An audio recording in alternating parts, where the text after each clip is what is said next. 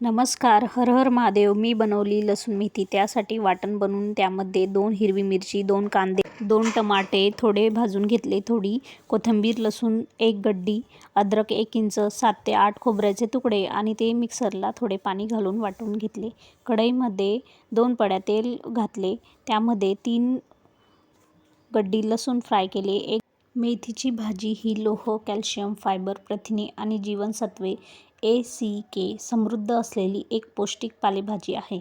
रक्तातील साखर नियंत्रित करणे, वजन कमी करणे, पचनक्रिया सुधारणे आणि सांधेदुखी कमी करणे यासाठी ती अत्यंत फायदेशीर आहे. त्याच कढईत तेल घेतलं, त्यामध्ये 2 तेजपान टाकले आणि वाटलेला मसाला परतून घेतला.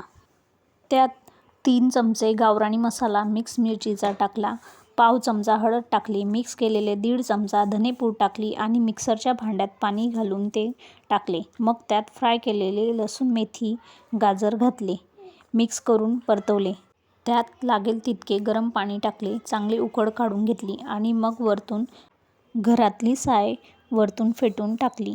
भाजी तुम्ही गरमागरम पोळीसोबत, बाजरीच्या भाकरीसोबत किंवा नानसोबत खाऊ शकता. खूप टेस्टी झाली होती. तुम्ही पण करून बघा. कशी वाटली आजची रेसिपी कमेंटद्वारे नक्की सांगा.